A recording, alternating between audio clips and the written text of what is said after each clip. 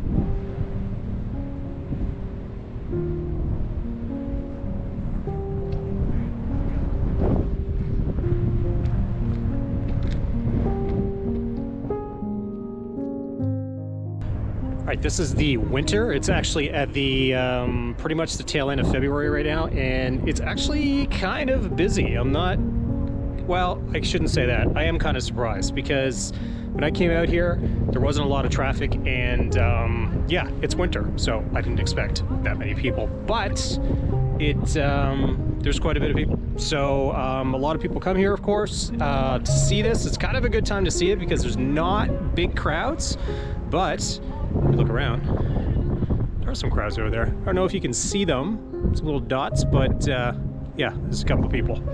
Anyway, it's a nice night. It's kind of chilly. My hands are really cold, even though I have these gloves on. And yeah, so we're gonna go up, take a little walk around here, see what we can get for photos, and call it a night.